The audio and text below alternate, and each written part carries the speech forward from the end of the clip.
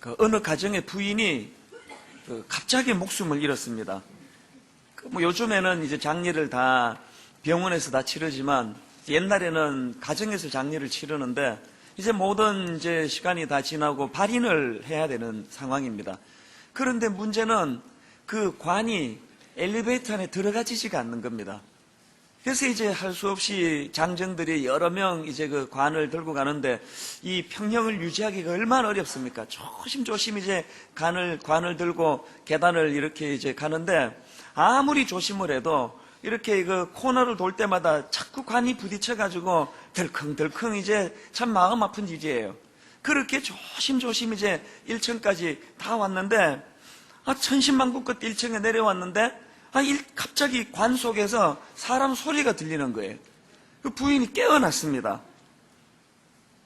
관이 하도 이리저리 부딪히고 가는 과정에서 자극을 받아 그랬는지 그렇게 깨어났어요. 그래서 이제 어떡합니까? 도로 올라가자 그래서 다 올라갔는데 이 부인이 이제 자기 집에 들어가더니 숨 한 번 몰아쉬더니 또 죽었습니다. 그래서 이제 다시 이제 또 장례를 치러야 되니까 관을 들고 다시 또 내려가는데 갑자기 남편이 앞장서더니 내가 진두지휘하겠다. 부딪히지 않도록 조심해라고.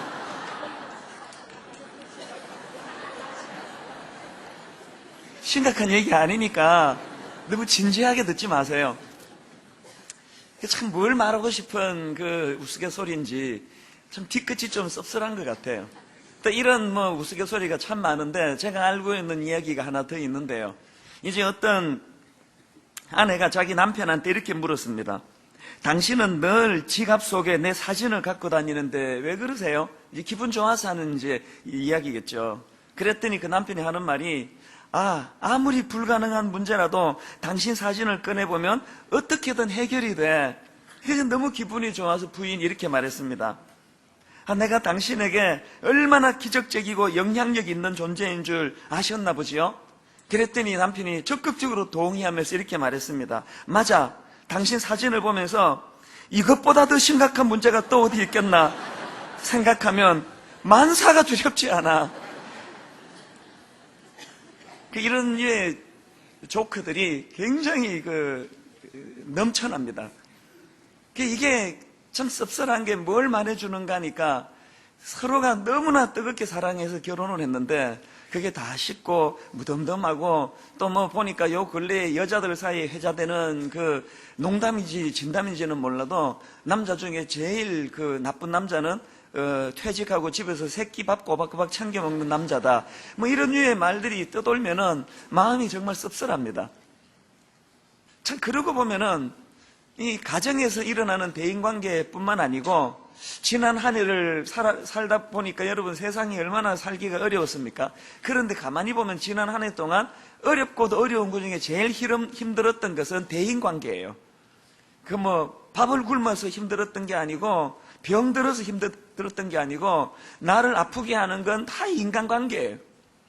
가정에서도 그렇고 그렇게 사랑해서 결혼했지만 내가 항상 주장하는 게 세상에서 나를 제일 사랑하는 고마운 분이 배우자기도 하지만 또 세상에서 내가 상처를 가장 많이 준 원수 같은 사람도 배우자예요. 교회도 마찬가지예요. 웬 상처는 교회에서 그렇게 많이 주고받는지 모르겠습니다. 이런 질문이 있을 수 있겠죠? 그럼 어쩌다 이렇게 되었나? 왜 이렇게 대인관계가 이렇게 어려워졌나? 저는 이 질문을 하면은 떠올려지는 이야기가 하나 있습니다. 이 어느 목사님이 그 차를 몰고 가시는데요. 비가 막 억수같이 쏟아지는 거예요. 막 폭우가 내리는데 조심조심 운전을 하는데 이제 그 램프로 진입을 해서 이렇게 회전을 하는데 거기는 차가 이제 차선이 하나밖에 없지 않습니까? 조심조심 가는데 앞에 가던 어떤 차가 고장이 났는지 거기서 스톱을 해버린 거예요. 그러니까 줄줄이 따라오던 뒤따라온 차들이 이제 다 이제 정체가 돼.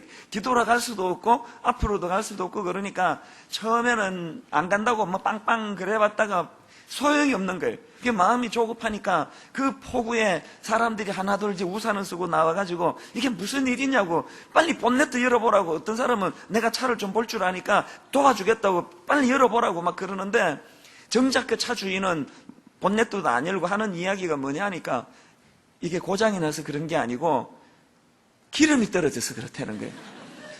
얼마나 짜증이 납니까? 그때부터 이제 막 정말 욕이란 욕은 다 얻어먹었겠죠? 아니, 기름 떨어진 줄도 모르고 차를 몰고 다니는 정신 나간 사람이 어디냐고 막 이제 막 욕을 해대는 상황이에요.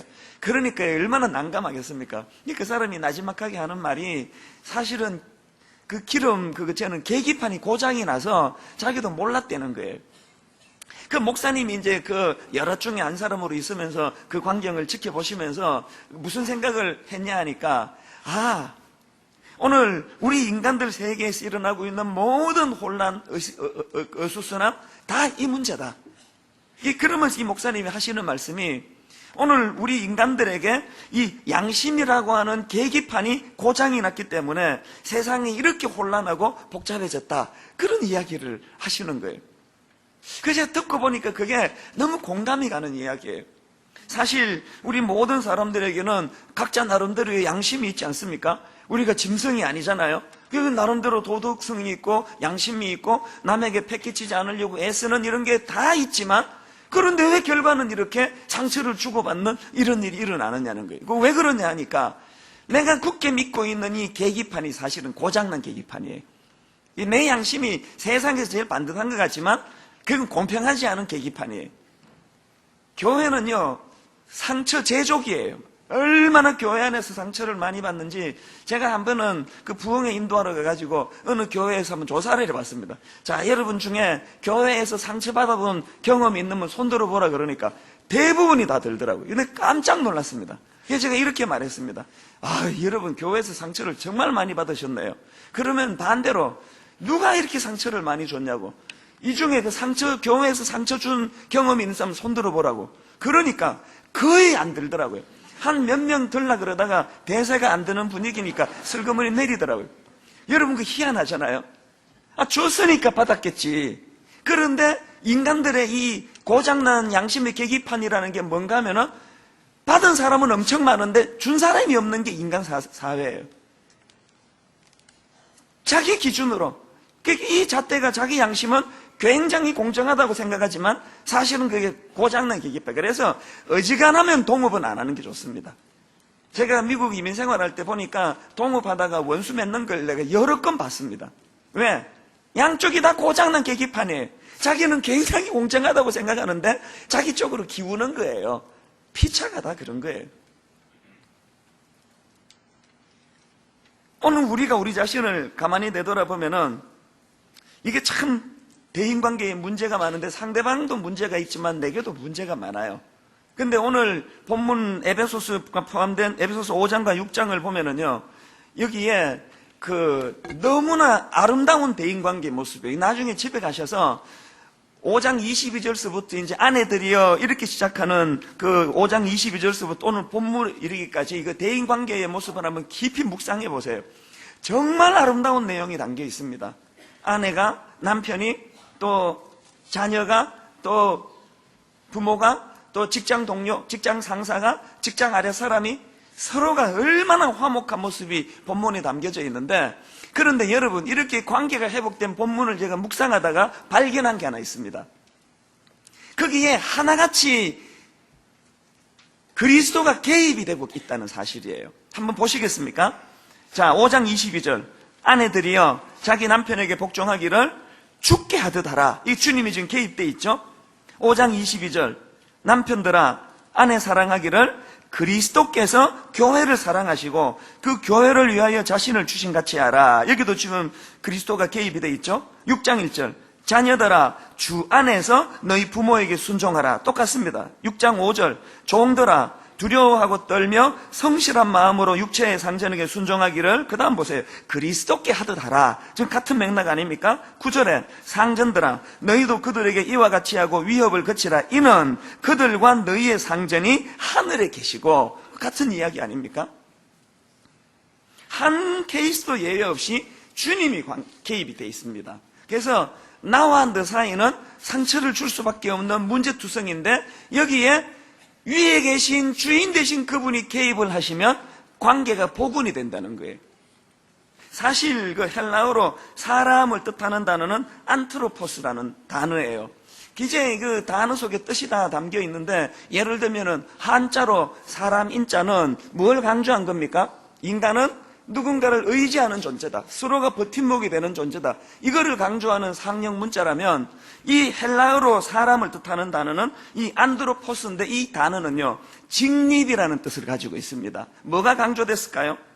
이 직립이라는 뜻을 갖고 있는 안드로포스가 이것이 파생돼 가지고 사람 혹은 위를 쳐다보다 혹은 하늘을 보는 존재, 위를 보는 존재, 그렇게 해석이 되는 단어가 이게 안드로포스예요. 이게 뭘 말할까요?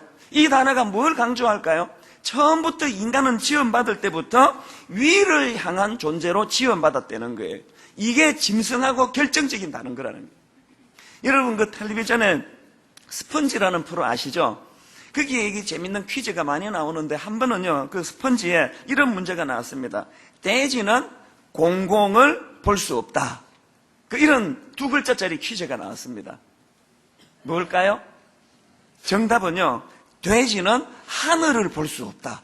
이게 참 흥미롭지 않습니까? 그러면 왜 돼지는 하늘을 볼 수 없는가? 설명하기를요, 돼지는 이 목뼈가 구조상 15도 이상을 들 수 없답니다. 그래서 깜짝 놀랐던 게 돼지는 태어나서 죽을 때까지 하늘을 한 번도 못 쳐다본답니다. 목뼈가 15도 이상은 기울어 젖혀지지가 않는데요. 땅만 쳐다보고 사는 게 그게 돼지예요. 자, 여러분, 헬라어로 인간은 직립 혹은 위를 보는 존재, 하늘을 보는 존재라고 해석이 된다면 돼지를 포함한 짐승은 위를 볼 수 없는 존재예요. 이게 짐승과 인간의 차이예요. 그래서 저는 그 프로를 이렇게 전해 들으면서 오늘 우리 인간의 타락이라는 것은 육신은 목뼈가 젖혀져서 또 직립해서 하늘을 쳐다볼 수 있지만 하나님 앞에 변질되고 타락한 우리 영혼은 목뼈가 굳어져가지고 15도밖에는 꺾이지 않는 인생이 돼버린 거예요. 이 모든 대인관계에서 하늘이 보이지 않고 하나님이 보이지 않고 하늘에 계시는 상전이 보이지 않으니까 그냥 소견에 오른 대로 고장난 계기판 같은 그 양심을 가지고 지는 옳다고 생각하지만 그래서 맨날 그냥 남에게 상처 줘놓고 멀쩡하게 자기는 그런 적 없다고 그러고 반대로 그깟 일에 그렇게 상처를 받는 것 자체가 그 하늘을 못 쳐다보니까 일어나는 일이에요. 그 위로해 주시는 하나님을 경험하지 못하니까 아무 일도 아닌데 그냥 상처받았다고 허덕허덕거리는 존재가 됐다는 거예요. 그렇기 때문에 저는 이 인간의 타락으로 그 영적인 목뼈가 굳어진 상태, 이게 타락의 상태라고 저는 해석을 해보았습니다. 전에도 살펴보았지만 이런 각도로 로마서 1장 28절을 한번 보십시오. 또한 그들이 마음에 하나님 두기를 싫어하며 하나님께서 그들을 그 상실한 대로 내버려 두사 합당하지 못한 일을 하게 하셨으니 오늘 그 설교로 제가 의역을 하자면 이제 영적으로 목뼈가 15도 이상은 기울어지지 않는 변질된 상태가 일어나니까 그 다음에 현상들을 보십시오. 곧 모든 불의, 추악, 탐욕, 악의, 시기, 살인, 분쟁, 사기, 악독, 수근수근, 비방, 하나님 미워함, 능욕, 교만, 자랑, 악을 도모, 부모 거역, 우매, 배약, 무정, 무자비. 여러분 다 이게 대인관계 아닙니까? 전부 인간관계예요. 영적인 목표가 굳어져 하나님이 보이지 않으면 인간관계에서 잔악해지는 거예요. 포악해지는 거예요. 인간관계에서 문제가 생기는 거예요. 그러면서도 문제가 뭔지를 전혀 알 수 없는 이상한 짐승 비슷한 인간이 돼가는 거예요. 이게 참 우리에게 주는 메시지가 얼마나 많습니까?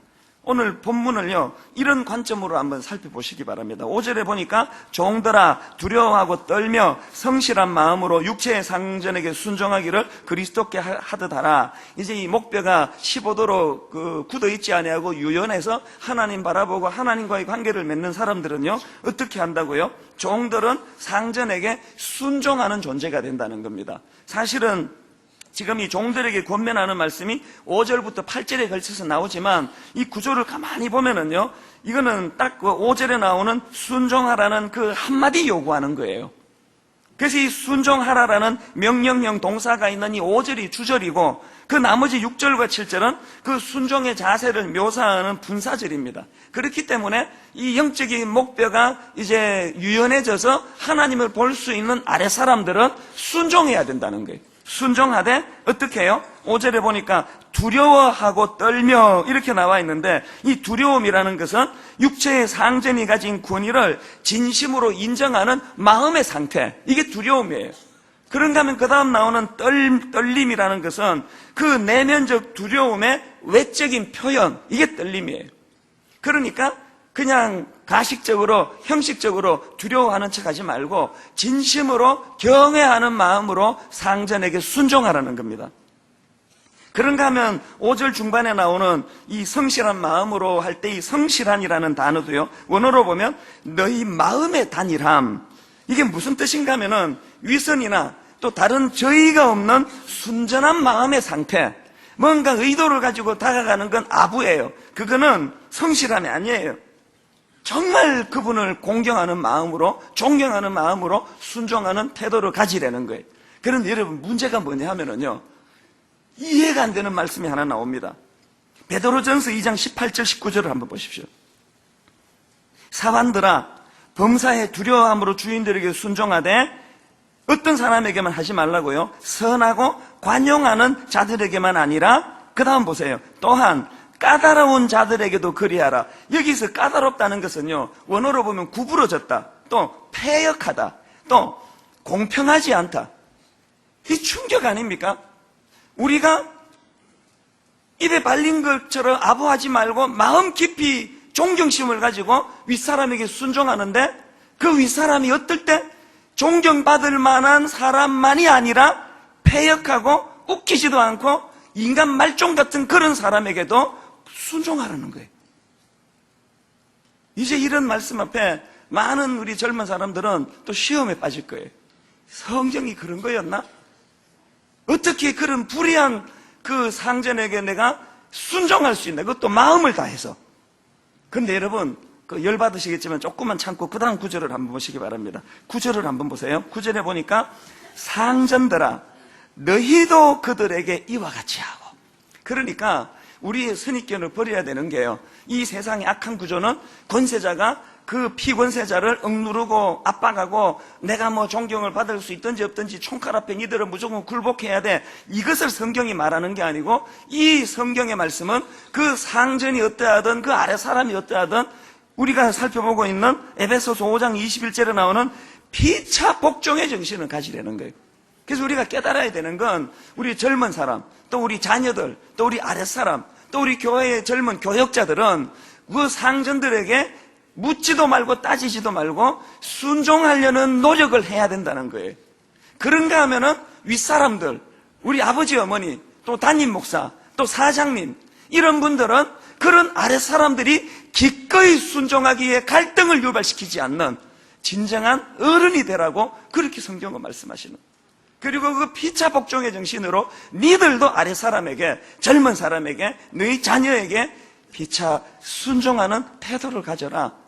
우리가 성경대로만 살았으면은요, 오늘 한국 사회가 이렇게 빈부 간에, 또 노사 간에, 또 부모 자녀 간에 이런 갈등은 없었으리라고 저는 생각합니다. 이게 성경이 가르치는 원리예요. 제가 오늘 이 본문의 핵심이 바로 이 부분인데요, 제가 이 부분을 조금 더 강하게 살펴보기를 원하는데, 그 신약에 보면은 이 종이라는 단어가, 노예라는 단어가 두 단어예요. 두 가지 종류의 단어가 있습니다. 하나는 둘로스라는 단어도 종, 노예라는 뜻이고요, 또 하나는 디아코노스라는 단어도 종, 노예라는 뜻이에요. 이 둘은 같은 뜻이에요. 이 두 단어가 똑같이 섬기는 자, 이런 의미를 가지고 있는데, 그런데 여러분, 이 두 단어에 결정적인 차이가 하나 있는데, 그게 뭐냐 하니까, 이 둘로스라는 것은요, 강제로 노예가 된 케이스예요. 전쟁이 패하고 포로로 잡혀온 사람들을 노예 삼아가지고 그 노예가 된 사람들을 둘로스라고 이야기합니다. 그런가 하면은 또 다른 노예인, 또 다른 종인 디아코노스라는 단어는 둘로스하고는 달라요. 종이 되지 않아도 되는 상황이에요. 그런데 자발적으로 종이 된 사람, 이게 바로 디아코노스라는 단어예요. 구약 출애굽기 21장 12절에 보면은 히브리법이 참 이게 인권법 같아요. 놀랍습니다. 한번 보세요. 내가 히브리 종을 사면 그는 6해 동안 섬길 것이요 7째 해에는 몸값을 물지 않고 나가 자유인이 될 것이며, 와, 이 고대에 이건 놀라운 법 아닙니까? 내가 비록 돈 주고 저 사람은 내 노예로 샀다 할지라도 평생 부려먹지 말라는 거예요. 6년 잘 부려먹었으면 6년이 지나면 자유를 줘서 내 보내라는 거예요. 그래서 이제 자유의 몸이 돼서 또 여기저기 또 돌다가 또 이제 끌려가고 잡혀가고 해서 또 다른 집에 노예로 팔려가고 이런 악순환을 이제 겪는 게 그 당시 노예들인데, 간혹 노예들 중에 6년이 지났는데 이제 해방이에요. 나는 매이지 않아요. 난 자유인이에요. 그런데 자기 스스로 나는 이제 이 집을 나가지 않겠다고, 나를 평생 이 집에 노예로 나를 좀 써달라고 그렇게 자발적으로 선언을 해요. 그러면 이제 요즘으로 치면 그 법원 같은 데 데리고 갑니다. 21장 5절 6절이 그 얘기입니다. 한번 들어보십시오. 만일 종이 분명히 말하기를 내가 상전과 내 처자를 사랑하니 나가서 자유인이 되지 않겠노라 하면 상전이 그를 데리고 재판장에게로 갈 것이요, 또 그를 문이나 문설주 앞으로 데리고 가서 그것에다가 송곳으로 그의 귀를 뚫을 것이라. 그는 종신토록 그 상전을 섬기리라. 종신토록 노예가 되는 건 둘로서랑 똑같지만 이 귀에 자국이 있는 귀를 뚫은 그 노예는 둘로스가 아니에요. 자발적인 노예, 디아코노스라는 것입니다. 그래서 이제 디아코노스와 둘로스가 둘 다 종이지만 이 둘의 차이는 하나는 타의에 의한 것, 하나는 본인에 의한 것, 자발성의 문제예요. 그리고 더 중요한 차이는 뭐냐면은 이 디아코노스라는 노예의 그 자발성은 어디서 기인한 것이냐? 출애굽기 21장 5절을 다시 보세요. 만일 종이 분명히 말하기를 내가 상전과 처자를 어떻게 했다고요? 사랑해서. 그래서 여러분, 이 디아코노스의 핵심은 사랑의 정신이에요. 내가 얼마든지 자유인이 될 수 있고 나는 억압으로부터 자유할 수 있지만 사랑의 정신에 기인해서 스스로 노예가 되는 게, 이게 바로 디아코노스예요. 그런데 놀라운 게 뭔지 아십니까? 신약으로 와서 자발적으로 사랑의 정신으로 디아코노스의 삶을 살았던 분이 계시는데 예수 그리스도세요. 마태복음 20장 28절을 보십시오. 인자가 온 것은 섬김을 받으려 함이 아니라 도리어 섬기려 하고 자기 목숨을 많은 사람의 대속물로 주려 함이라. 여기 나오는 섬김을 할 때 섬김, 또 섬기려 하고, 여기에 해당되는 단어들이 원어로 보면 모두가 다 디아코노스의 동사형입니다. 디아코네오라는 단어예요. 하나님의 아들이신 예수 그리스도께서 우리를 향하신 그 뜨거운 사랑의 정신으로 말미암아 자발적으로 노예가 되신 거예요. 자발적으로 디아코네오가 된 거예요. 그리고는 우리에게 그것을 요구하세요. 빌립보서 2장 5절에 너희 안에 이 마음을 품으라. 곧 그리스도 예수의 마음이니. 여기서 품어야 될 예수님의 마음이 뭘까요?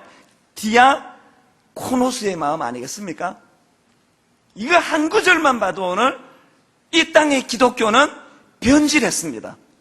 이 한 구절만으로도 이 땅의 기독교는 너무나 변질했습니다.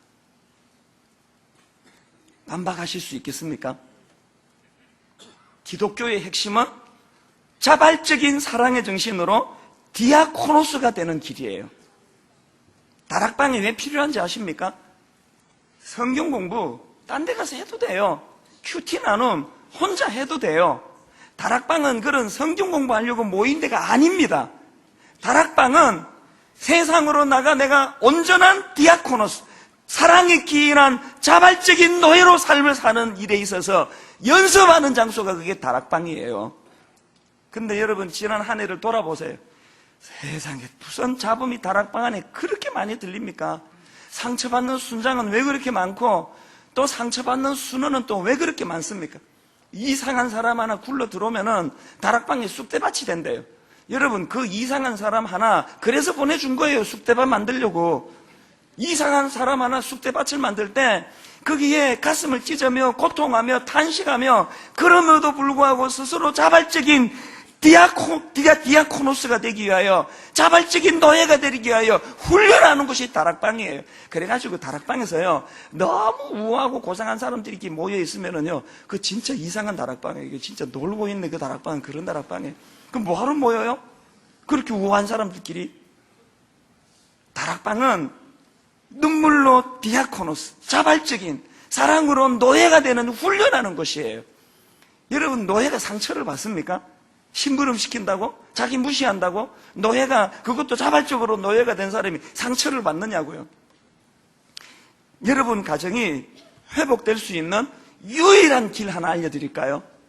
여러분이 자발적인 디아코노스가 되는 거예요. 주인 노릇 하겠다고 자꾸 자기 남편을 당신 둘러서 하라고, 왜 이렇게 뻣뻣하냐고, 내가 왕노릇 하겠다고 자기 아내를 둘러서 사먹겠다고, 이건 강제적인 종, 이 가부장적인, 난 경상도 사람이야, 왜 이래? 나는 어릴 때부터 설거지 하는 거, 그런 물에 손가락 하나 안 담궜던 사람이야. 아이고, 나도 경상도 사람이에요. 그걸 자랑이라고 하세요, 그걸? 예수 믿는 사람이? 여러분 가정이 회복되기 위한 유일한 비결이 있다면 자발적인 노예가 되는 거예요. 여러분 하나 하고 계시잖아. 자식들한테 여러분 자발적인 디아코노스를 하고 계시잖아요. 완벽한 노예 아니에요, 완벽한. 내가 우리 집사람 보니까 세상에 그냥 기말고사라 그러면 2시, 3시까지 안 자고 그냥 눈 똑바로 뜨고 그 주인 되시는 그분이 주무실 때까지 뒷바라지를 하는 거예요. 내가 20년을 살면서 새벽 3시까지 설교 준비한다고 뒤에서 눈 똑바로 뜨고 저를 위해서 기도하는 걸 내가 한 번도 본 적이 없어요. 아니, 물론 저는 강하고 아이는 약하니까 그렇대지만요, 하나님이 자녀를 왜 주신지 아세요?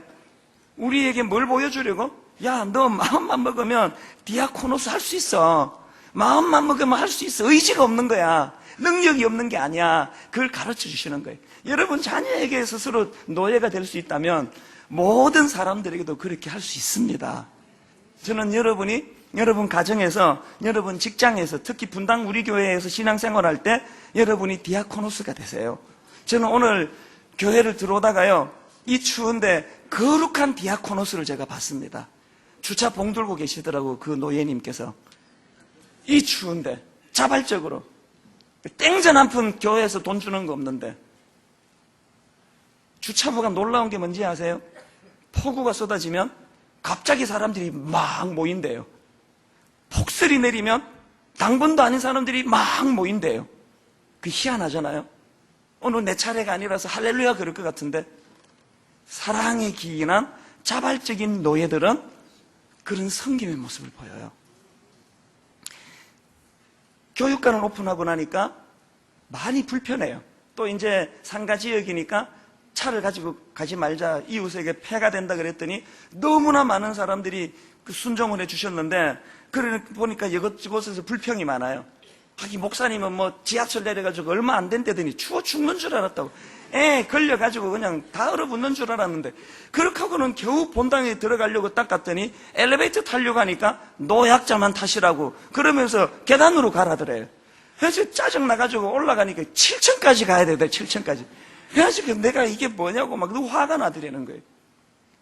그 들어보니까 너무 마음이 아파요. 그 아비의 심정으로 어떻게 좀 편리를 도와드릴까? 고민하다가요, 제가 화요일 날 우리 전체 교역자를 다 소집해놓고 뭐라고 말한지 아십니까? 여러분, 저나 여러분 교역자들 약해지지 맙시다. 마음 단단히 먹읍시다. 성도들이 불편하다고 우는 소리 한다고 그거 오냐 들어주면 안 됩니다. 우리 약한 강남 엄마같이 목회하지 맙시다. 우리 교회는 너무 유약한 거 아십니까? 얼마나 평소에 안 걸어 다녔으면 그거 걷는다고 얼어 죽는다고 그러세요. 또 상처를 또 받으시겠지. 받으셔도 할 수 없어요. 교육을 위해서는 상처를 받아야 돼요. 이게 제가 만든 용어가 있는데, 분당 우리 교회는 불편의 영성. 지난 9년 동안 불편의 영성을 우리가 견지해 왔습니다. 이제 교육관 마련하고, 이제 우리가 그동안 너무 고생했는데 좀 편하게 예수 믿자, 편하게 예배드리자. 그때부터 이 교회는 변질합니다. 우리가 편하자고 교육관 마련한 거 아니에요. 교육하려고, 하나님 더 잘 배우려고. 각오하십시오. 배려 안 해줄 거예요. 너무 힘드시면 가까운 교회로 가세요. 교회를 드나들 때마다 불편을 느끼셔야 돼요. 아이 손을 잡고 예배를 드리러 가는데 엄마 왜 이렇게 추워? 얘야, 그게 예배야. 하나님께 예배할 때 이런 대가와 희생이 필요한 거야. 이게 교육이에요. 또 하나 제가 만든 용어가 있는데 배려의 영성이에요. 배려의 영성. 하여튼 말도 갖다 붙이길 잘한다 이렇게 생각하지 마세요. 그 놀라운 용어들 아닙니까? 저기 교육관 옆에요 오피스텔이 있는데 우리 교회 성도가 게시판에 글을 올렸어요. 내가 분당 우리 교회 성도라서 어지간하면 참아보려고 너무나 애를 썼는데 토요일 저녁에 문 다 열어젖히고 막 드럼을 얼마나 세게 치고 불빛이 환하고 죽는 줄 알았다는 거예요. 사실 여러분 이해를 해줘야 돼요. 우리 중고등부 애들이요 그냥 공간 없이 그렇게 살다가 지들 공간이라 그러니까 토요일날 흥분했어요. 그래서 막 드럼이 그냥 부셔지도록 두들기고 난리가 났어요. 그래서 제가 화요일날 교역자 회의하는 날 소집하는 날 이렇게 말했습니다. 교육이 뭔지 아십니까? 이번 주일날 주일학교는 드럼을 치지 말아 보세요. 이렇게 이야기하세요. 주일학교 목사님이 얘들아 교회가 우리를 배려해서 굉장히 비싼 드럼을 사주셨거든. 그런데 이웃이 불편하대. 그래서 오늘 드럼 없이 찬양할 거야. 그게 신앙교육이라는 거예요. 또 이렇게 하라 그랬습니다. 얘들아 우리 공간이 생겨서 마음대로 우리가 찬양할 수 있지만 오늘은 아주 조용히 찬양하자. 이웃이 불편하댄다. 그게 신앙교육이라는 거예요. 그냥 지 내키는 대로 소리 지르고 바락바락하고 카타르시스 해가지고 눈물 줄줄 흘리는 게 예배가 아니에요. 분당 우리 교회는 이웃 주민들에게 폐를 끼치는 일을 너무 많이 해왔습니다. 너무 뻔뻔스럽게 예배를 드렸습니다. 어떻게 여러분 남의 집 앞에 그 불법 주차를 하고 은혜를 받을 수 있느냐고요. 그게 말이 안 되는 이야기 아닙니까? 저희 교회가 언제 0% 아무도 차 안 가져오는 날이 한번 일어날까요? 그런 날이 올까요? 서영교육관에서 어른들은 더 불편해지기 바랍니다. 교회 한번 예배 드리러 가려면 더 일찍 출발하세요. 평소에는 안 입는 두꺼운 옷 입으세요. 내복 입으세요. 계단 오르락 내리락 운동화 신고 오세요. 불편의 영성, 배려의 영성, 양보의 영성. 이것이 오늘 본문이 우리에게 가르쳐주는 자발적으로 사랑으로 노예된 자들의 모습이에요. 그런데 여러분 여기 흥미로운 게 하나 있는데요. 종이고 상전이고 할 것 없이 모두가 자발적인 종이다라고 강조하는데 9절에 보니까 상전에게는 조항이 하나 더 붙어 있습니다. 상전되는 거 굉장히 힘들어요. 9절을 보세요. 상전들아 너희도 그들에게 이와 같이 하고 그 다음에 보세요. 위협을 거쳐라. 높은 사람들 잘 들으세요. 제가 이 9절을 묵상을 하면서 질문을 해봤습니다. 왜 높은 사람은 아래 사람을 위협할까? 왜 상전은 아래 사람을 그렇게 협박하고 위협하는 일이 있을까 생각해 보니까요. 제가 나이가 조금 더 많은 담임 목사로서 우리 부교역자들을 내가 생각해 봤어요. 답이 나오더라고요. 제가 언제 우리 부교역자들에게 위협하는가 보니까요. 그 교역자들을 인격적으로 생각하지 않고 기능으로 생각할 때 위협하더라고요. 왜 일 열심히 안 하느냐고. 우리 교회가 다른 교회보다 사례비를 더 주는 걸로 내가 아는데 왜 여러분 일 열심히 안 하냐고. 내가 이렇게 다그치면 저는 저질이에요. 우리 교회 성도, 우리 교회 교역자들이 제가 그들이 어떤 형편에 처했든지 상관없이 인격적으로 대해주라는 거예요. 우리 모두가 상처받는 게 바로 그 문제 아닙니까? 저 사람이 나를 인격으로 대하지 않고 기능으로 대하고. 여러분 내가 여러분에게요 우리 성도들은 인격으로 대하지 않고 기능으로 대한다고 생각해 보세요. 아이, 저 사람은 11조도 안 하는데 왜 본당에 들어왔어? 다음 주에 체육관 가라 그래. 아니, 체육관에 어떤 분 보니까 헌금을 얼마나 하는 11조가 얼마나 많이 드리는 분인데 그거 추운 데 계시냐고. 안내 보고 저런 분들은 본당으로 모셔. 여러분 이렇게 하면 되는 거예요? 안 돼! 그거 안 되는 거 아닙니까?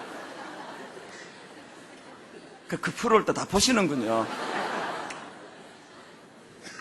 교회는요 이유야를 막론하고 직이야를 막론하고 그 사람의 인격을 보고 그 사람의 인격을 존중하는 것이지 기능을 보는 데가 아니에요. 저는 개척교회 목사님이 저에게 상담하러 오면 항상 말합니다. 당신은 그 창립 멤버들하고 죽을 때까지 이 사람 행복하게 해드릴 각오가 있으면 개척하라고. 대부분의 개척교회 창립 멤버는 교회를 다 떠납니다. 상처받고 떠납니다. 개척하다 보면 마음이 조급해지면 기능으로 대하기 쉽고, 또 성도들도 너무 과도한 기대를 많이 하기 때문에 그래요. 저는 이 설교 준비하다가 문득 그 옛날에 부른 노래예요. 그 행복의 나라로, 그 노래가 떠올라졌어요. 그 노랫말을 내가 검색을 해보니까 이렇더라고요. 장막을 걷으라 너의 좁은 눈으로 이 세상을 떠보자.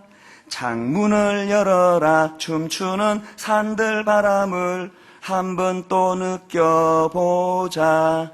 가벼운 풀밭 위로 나를 걷게 해주세. 온갖 새들의 소리 듣고 싶소. 처음에는 한 줄만 부르려고 했는데 오늘은 노래가 좀 됩니다. 제가 이 노래를 지금 왜 불렀는지 아세요? 마지막 한 줄 때문이에요. 마지막에 이렇게 돼 있더라고요. 울고 웃고 싶소. 그 다음 보세요. 내 마음을 만져주. 나는 행복의 나라로 갈 테야. 내가 행복의 나라로 가기 위해서 요구하는 건 100평짜리 아파트 사달라는 게 아니에요. 나를 행복의 나라로 가기 위하여 높은 지위 만들어 달라는 게 아니에요. 내 마음을 만져달라는 거예요. 내 마음을 만져줘. 그대가 내 마음을 만져주면 내가 행복의 나라로 갈 수 있다는 거예요. 나를 한 어떤 도구로 생각하지 말고, 수단으로 생각하지 말고, 나를 하나님의 형상을 닮은 한 인격으로 생각해서, 비록 내가 기능은 딸리지만, 내가 돈은 잘 못 벌어주지만, 내가 성적은 잘 못 올리지만, 그럼에도 불구하고 나를 한 인격체로 내 마음을 만져달라는 거예요. 왜 교회가 젊은 사람이 많으면 좋다 그러니까 이해가 안 돼요. 연세 대신 어른은 쓸모없어서 그러는 겁니까? 젊은이들이 많이 모이는 교회가 건강한 교회래요. 그 말이 되는 이야기예요. 그 연로하신 어른들은 이제 쓸데가 없으니까, 연로하신 어른 많은 교회는 문제가 있는 겁니까?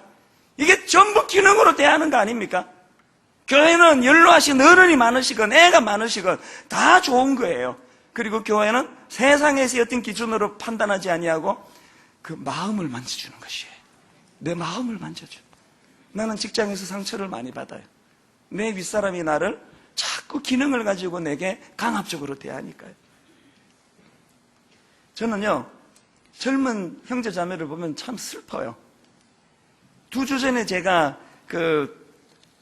자녀들은 부모에게 이제 공경하라, 순종하라 그 설교하면서 저는 옥하는 목사님의 예스맨이었다 그 설교를 했잖아요. 그랬더니요, 그 설교를 들었던 우리 청년들이, 젊은이들이 나가가지고 화를 내더래요. 이찬수 목사도 저러느냐고. 어떻게 저런 설교를 하느냐고 그러더래요. 그건 내가 의의가 없어가지고 그 설교를 하면서요, 야 여러분, 나는 옥 목사님의 예스맨이었습니다. 그러니까 당신들도 내게 예스맨이 되세요. 그런 뜻이 아니었잖아요. 그 설교는 내가 자발적으로 옥 목사님에게 예스맨이 될 수 있었던 것처럼 나도 우리 젊은이들에게 그런 어른으로서 인격적인 어른이 되고 싶다는 내 신앙 고백이었는데, 근데 그냥 확 두들겨 펴고 싶더라고. 이것들이 말을 이렇게 못 알아듣느냐고. 그러다가 생각해 본 게, 이건 두들겨 펴서 될 문제가 아니고 애들이 상처를 많이 받았어. 그래서 우리나라 젊은이들에게 비극이 뭐냐, 뭐 예스맨 이런 말만 나오면은 벌써 왜곡하는 거예요. 얼마나 슬픈 일이에요. 전 최근에요, 너무나 감동적인 책 하나 읽었는데 여러분에게 추천하고 싶습니다. 나는 잊는다라는 이 책인데요, 뭐 제목이 벌써 내용 다 담고 있습니다. 이 책은 저랑 같이 사랑의 교회에서 옥하는 목사님을 같이 보필했던 김명호 목사라는 분이 쓴 책이에요. 나이도 저하고 동갑이에요. 이분은요, 20대 초반에 사랑의 교회 가서 옥 목사님을 보필하면서 지금까지 국제제자훈련이라는 것에서 목사님의 제자훈련을 지금 세팅하고 돌아가시고 안 계시는데도 계세요. 제가 이 책을 읽다가 앞부분부터 눈물이 나기 시작하더라고요. 이분이 뭐라고 그 책에 썼는가 하면, 나는 평생 20대 초반에 옥 목사님을 만나서 바이올린 퍼스트 연주자 옥하는 목사님이라는 그 유명한 연주자를 위하여 나는 기꺼이 뒤에서 세컨 연주자가 되기로 결심했다. 처음에 사랑의 교회 제가 이력서를 내고 그분이 저 면접 본 분이에요. 나이도 동갑인지도 몰라서 저보다 훨씬 많은 줄 알았습니다. 그분은 저 심사한 분이고 저는 그냥 땀을 뻘뻘 흘리면서 심사를 받았던 사람이에요. 교육전사로 들어갈 때 그분은 교회에 이미 그때 아주 중요한 일을 하고 있었습니다.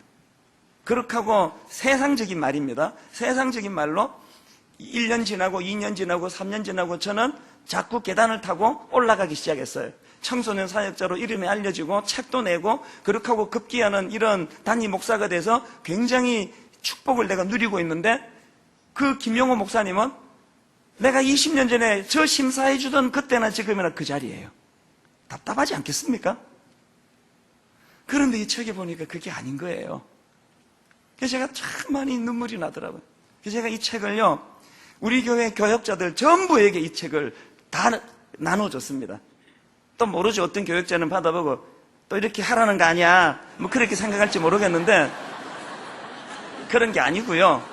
진짜 그런 게 아니고, 제가 이 책에서 옥하는 목사님의 리더십을 다시 한번 제가 상기를 하면서 내가 이제 책을 나눠주고 나서 그런 얘기를 했어요. 이 책을 나눠주는 이유는 내가 이 책에 나오는 옥하는 목사님처럼 한 번 더 노력해 보겠다는 뜻이다. 여러분이 나를 감시해 달라. 여러분, 상전들은 상호 복종의 정신을 훈련해야 됩니다. 아래 사람들은 어떻게 해요?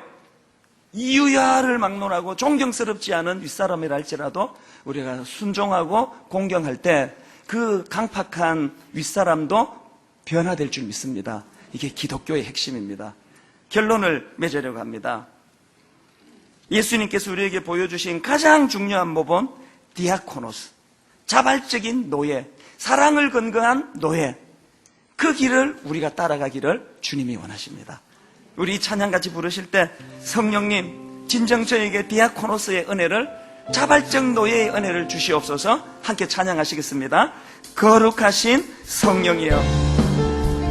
우리 손뼉치면서 하나님 앞에 갈망하며 찬양합니다. 거룩하신 성령이여. 거룩하신 성령이여. 우리에게 임하소서.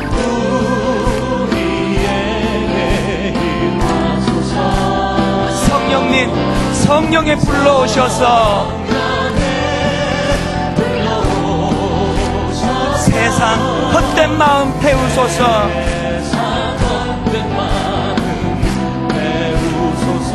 손 들고 주를 바랄 때 갈망합니다. 성령이여. 갈망합니다. 성령이여. 갈망합니다. 성령이여. 임하소서. 여러분, 찬양은요, 곡조 있는 기도예요. 여기에 있는 것처럼 성령이 불러오셔서 세상 헛된 마음 태우소서 할 때 여러분 태워버려야 될 그 찌꺼기가 뭔지를 다 떠올리세요. 토해내세요. 여러분, 뭘 태워야 될까요?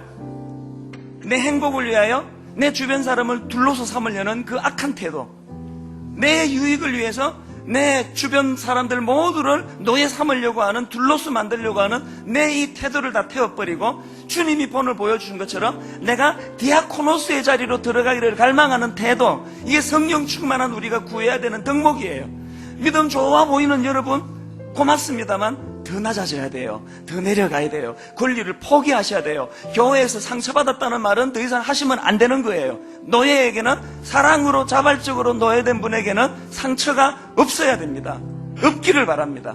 우리 다 자리에서 일어나셔서 우리 갈망하면서 하나님, 내 안에는 선한 게 나올 수 없사오니 성령님을 의지합니다. 오늘 내게 능력을 주셔서 세상 헛된 마음 태우기 원합니다. 찬양합니다. 거룩하신 성령이여. 거룩하신 성령이여. 우리에게 임하소서. 우리에게 임하소서. 성령에 불러오셔서. 여러분, 이렇게 선포하셔야 됩니다.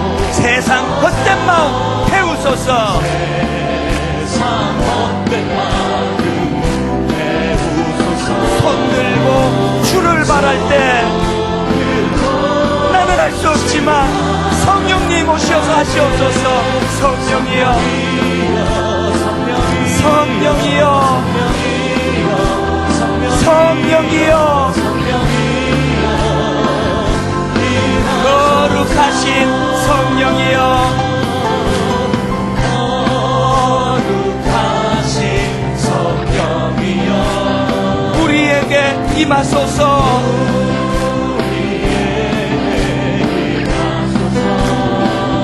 성령에 불러오셔서 여러분 무엇을 태워버리기 원하십니까? 세상 헛된 마음 태우소서.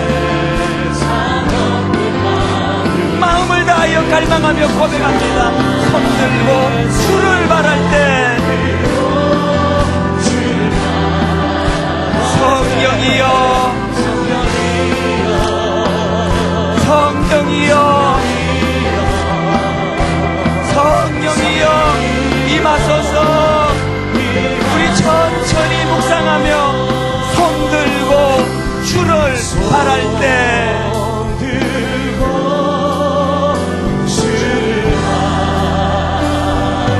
간절히 원합니다. 성령이여